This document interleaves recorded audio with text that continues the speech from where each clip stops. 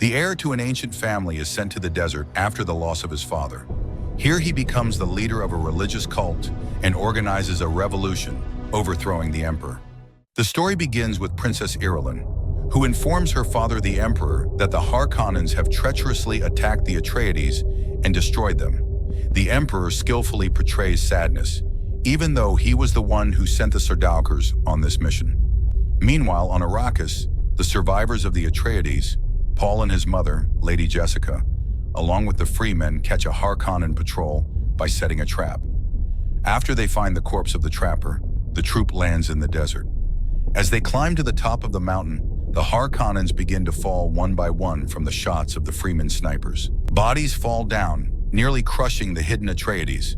One of the soldiers comes down and spots the fugitives. He decides to deal with Wonka, but he is not so simple. Wonka wields the sword of one of the dead men and enters the battle. As soon as he defeats Harkonnen, a gunman with a rifle appears from behind him. He is killed by Lady Jessica, or rather by her stone. The Fremen start searching the pockets of the dead.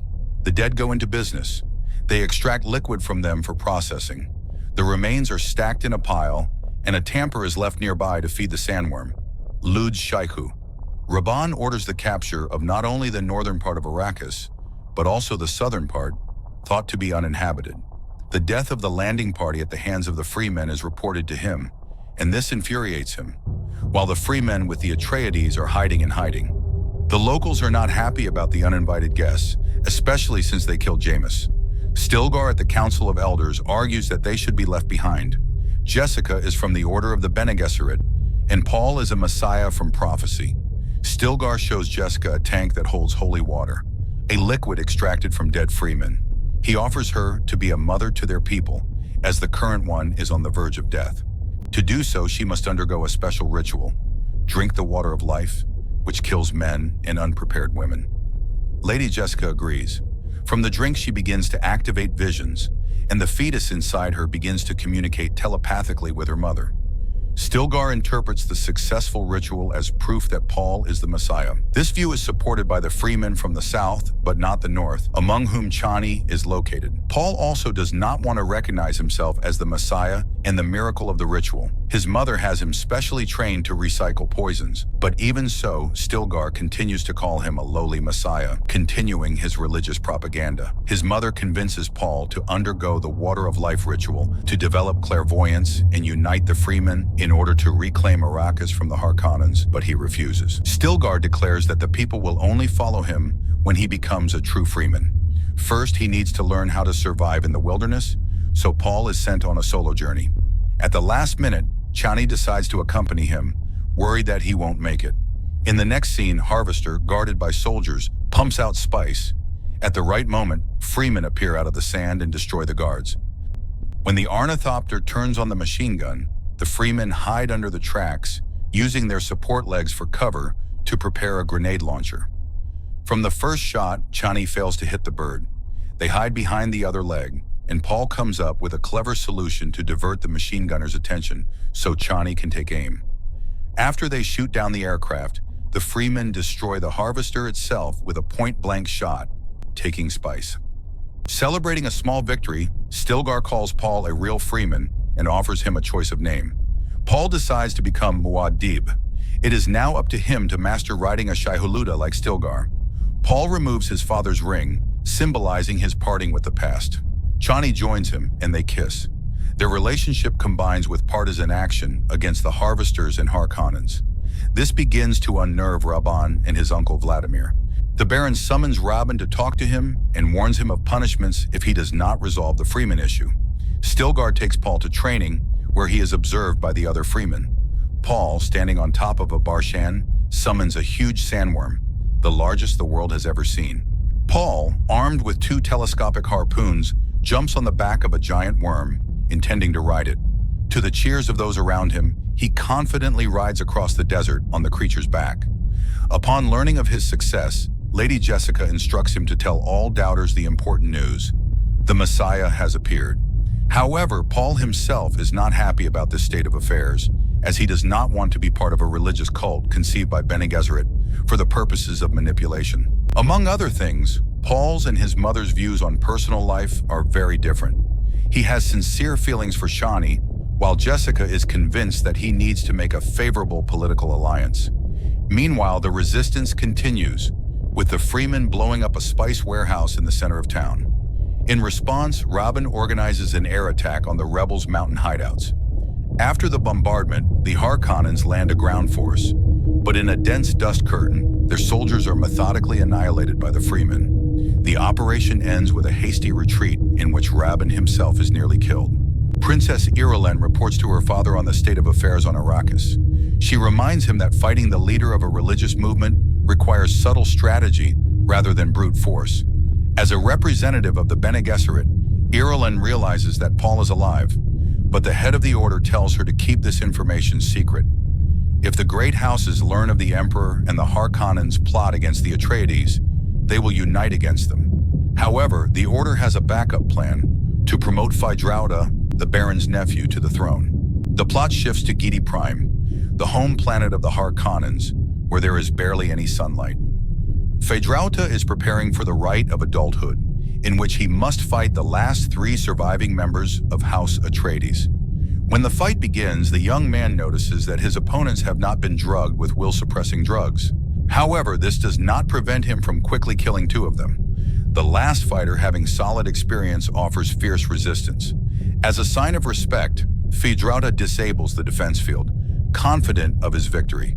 In case of emergencies, the guards keep a close eye on the fight. Soon the young man gains the upper hand, thrilling the crowd of spectators. Later, he accuses the Baron of trying to get rid of him, but the latter explains that he only wanted to test his nephew. In response, Feyd-Rautha threatens to kill his uncle someday, but Vladimir makes him a tempting offer to take Rabban's place and become ruler of Arrakis. If he succeeds, it will bring him closer to the throne. Later, Feyd-Rautha meets a girl, Bene Gesserit adept Margot, who seduces him for the sake of preserving his genetic material. While he gets his new position, there is a fierce struggle on Arrakis. The Fremen continue to attack the mining machines and Harkonnen troops, hindering their activities. Paul unexpectedly meets Halleck, his former mentor, who survived the Atreides massacre and is now collaborating with the smugglers. Realizing that Paul has become the leader of the Fremen, Halleck suggests that he take the capital by storm. However, the young man, foreseeing that this will lead to a large-scale religious war throughout the galaxy, is in no hurry to agree. As a result, Paul accepts Halleck into his ranks. The latter shares important information. He knows where the nuclear warheads left behind by his father are stored. After checking the cache, they make sure that the weapons are intact. Meanwhile, Jessica continues her propaganda among the Southern Fremen, attracting them to the ranks of the faithful. In a temple where worms are bred, she observes the process of extracting the water of life, a deadly poison necessary for her future plans. The temple attendant takes a small worm and drops it into the water, where it soon dies, after which the desired substance is extracted from its body. It is up to Paul to use it to unlock his potential. Meanwhile, Feyd-Rautha arrives on Arrakis, publicly humiliates Rabban, and orders a massive attack on the Fremen's hideouts to begin. Paul sees the aftermath of the destruction, dead and wounded comrades. Consumed with rage, he prepares to strike back. Stilgar convinces him to lead the attack. During the evacuation, Paul is tormented by guilt. Despite his gift of foresight, he was unable to prevent the Harkonnen air attack. Remembering his mother's words about the power of the water of life, he decides to take the risk. At the temple, the attendant gives him a drink, warning him that it could be deadly. After taking the substance, Paul falls into a trance in which he sees the ocean splashing by the sandy shore. In this vision, he sees his sister, who has not yet been born, but already looks like a queen. While Paul remains unconscious, his loved ones worry about him. Chani accuses Jessica of ruining her son, but Stilgar recalls an ancient prophecy of tears. Chani, overwhelmed with emotion for her lover, wets her fingers in the water of life and touches the lips of the deceased. Suddenly, he comes to life, intensifying the religious orgasm of those gathered. Only one of the colics does not share the general delight. Meanwhile, Paul's sharpened abilities allow him to reveal a new important fact. His mother turns out to be the daughter of Vladimir Harkonnen, and he is therefore his grandson. Paul, known as Muad Dib, unites a large army of Fremen under his banner. He gives an inspiring speech, calling for the liberation of Arrakis from the oppression of the Harkonnens and promising a new world full of plenty. Those who doubt his divine nature are persuaded by Paul, demonstrating secret knowledge of their past and innermost fears. The Emperor receives a message from Arrakis.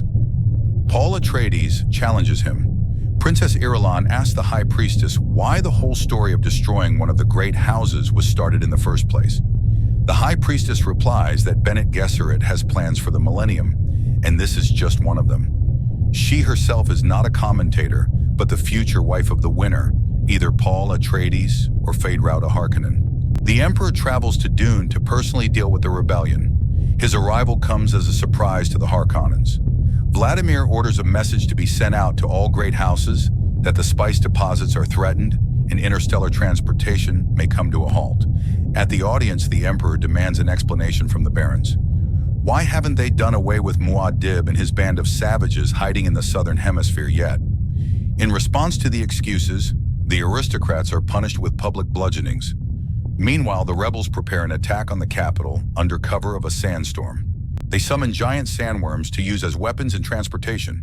Paul uses nuclear weapons, destroying the mountain range that protected the capital from the storms. Realizing that the situation is becoming critical, the Sardaukars and the Emperor himself recover from the explosion and prepare to defend themselves. However, their skill in battle proves powerless in the face of a giant sandworm that swallows an entire company of soldiers at a time. An attempted counterattack fails under rebel fire, and the Fremen go on a decisive offensive. Chani's squad engages in hand-to-hand combat with the Sardaukars, while Paul breaks into the palace. Under the gaze of the tense guards armed with a knife, he approaches the wounded Baron Harkonnen and stabs him to death. Then, ignoring the tension of the guards, he goes down to the Emperor and gives the order. The Fremen are to take the prisoners into custody, and the Sardaukars are to be executed. The fighting in the city continues into the night, and even the ornithopters take part in the mop-up. Kali catches up with the fleeing Rabban to avenge his past atrocities.